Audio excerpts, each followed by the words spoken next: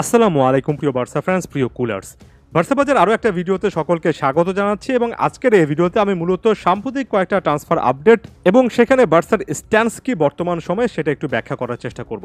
শুরুতে আরও একবার নিকো উইলিয়ামসকে কেন্দ্র করে আসলেই করতে হচ্ছে, কারণ এই মুহূর্তে উইলিয়ামসকে কেন্দ্র করে সত্যিকার অর্থে অনেকগুলো মিসকনসেপশন আছে। সর্বশেষ যে আপডেটগুলো আমি দেখেছি, বিশেষ করে মুন্ডো ডেপোর্তিভো জানিয়েছে যে অগাস্টের 23 তারিখ পর্যন্ত বার্সা একটা উইন্ডো রাখছে এবং এর মধ্যে নিকো উইলিয়ামসকে কেন্দ্র করে একটা ফাইনাল অ্যাটেম্প্ট বার্সা নিতে পারে এবং নিকো উইলিয়ামসের পুরো চ্যাপ্টারটা বার্সেলোনা 23 তারিখের মধ্যে শেষ করতে যাচ্ছে। এখনও সকল কিছু নেগেটিভ সাইডেই আছে, তবে আরও একটা চেষ্টা করে দেখা এই মুহূর্তে এই ব্যাপারটাতে একটা আলাদা রকমের ফোকাস দেখতে পাচ্ছি। তবে যে জিনিসটা একেবারে না বললেই নয় সেটা হচ্ছে নিকো উইলিয়ামসের জন্য বার্সা কিন্তু তাদের ডিলগুলো চেঞ্জ করেছিল, এমনভাবে চেঞ্জ করেছিল যাতে করে অ্যাথলেটিকো বিলবাও তাদের যে ডিমান্ড কিংবা ওভারঅল তারা যে অ্যামাউন্টটা চায় সেটা মিট করে এবং বার্সা সেই জিনিসটা মিটও করেছে। শেষ পর্যন্ত নিকো উইলিয়ামস যে বার্সার ব্যাপারে আগ্রহী হচ্ছেন না সেটাই সবচেয়ে বড় সত্য। আমি গত ভিডিওর কমেন্ট বক্সে অনেকের মধ্যে এই ভুল ধারণাটা দেখলাম, বার্সা যে নিকো উইলিয়ামসকে আনার জন্য সর্বোচ্চ চেষ্টা করেনি, ব্যাপারটা মোটে এমন নয়। বরঞ্চ নিকো উইলিয়ামস একবার গ্রিন সিগন্যালের মতো দিয়েছিলেন, পরবর্তীতে তিনি নিজে তার অবস্থান থেকে সরে এসেছেন। একজন প্লেয়ার যখন এমন সিচুয়েশনে তার অবস্থানটা পরিবর্তন করেন তখন ক্লাবকে এককভাবে আসলে দোষারোপ করে লাভ নেই, এখানে ক্লাবের করারও কম থাকে। তবে ওই বিষয়টা নিয়ে আসলে আলোচনা করা যায়, কেন নিকো উইলিয়ামসের মতো একজন ফুটবলার যিনি কিনা লামিন ইয়ামালের সঙ্গে স্পেনে দুর্দান্ত একটা জুটি তৈরি করেছেন, যাকে কিনা আলেহান্দ্রো বালদের মতো তার টিমমেট প্লাস ফ্রেন্ড এত কনভিন্স করার পরও শেষ পর্যন্ত বার্সাতে আসার ব্যাপারে তিনি সন্দিহান।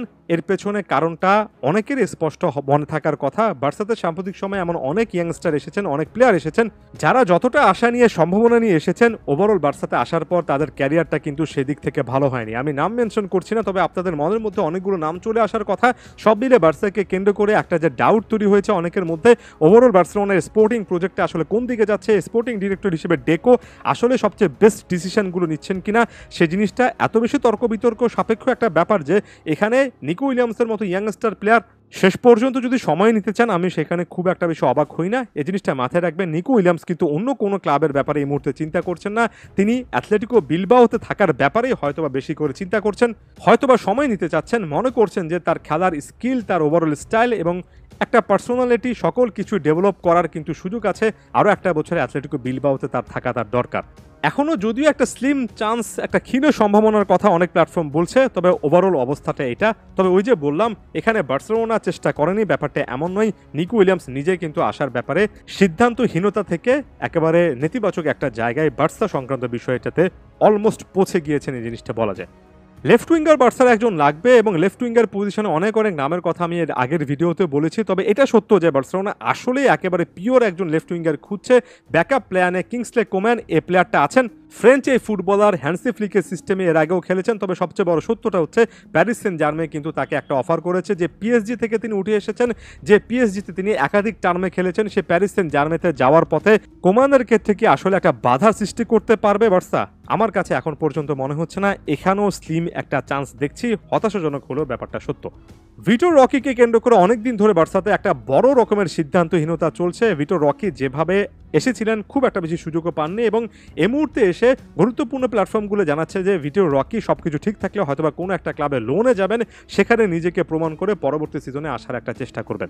সো এটা হচ্ছে গুরুত্বপূর্ণ একটা আপডেট। এর পাশাপাশি এই জিনিসটাও কিন্তু আপনাদের উদ্দেশ্যে বলে রাখি, ডিফেন্সে এরিক গার্সিয়া, ক্লেমো লংলের মতো ফুটবলাররা কিন্তু লোন ডিল শেষ করে আরও একবার বার্সা ডিফেন্সে যোগ দেওয়ার একেবারে দ্বারপ্রান্তে আছেন বা যোগ দিয়েছেন বলা যায়।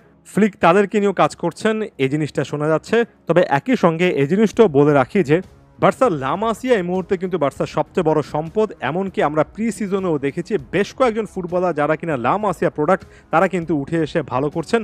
তার সঙ্গে পাও ভিক্টর, ফেরমিন লোপেজের মতো ইয়াংস্টাররা যখন মূল দলের সঙ্গে যোগ দেবেন, বার্সার এই স্কোয়াডটাতে এই অবস্থায় দাঁড়িয়ে আমি অনেক বেশি হতাশ, অনেক বেশি খারাপ এই জিনিসটা বলবো না, বরঞ্চ আমি হ্যান্সি ফ্লিকের অধীনে নতুন একটা শুরুর জন্য আশা করছি। আপনারা কি ভাবছেন সেটাও জানাবেন। আদিওস, ভিস্কা এল বার্সা।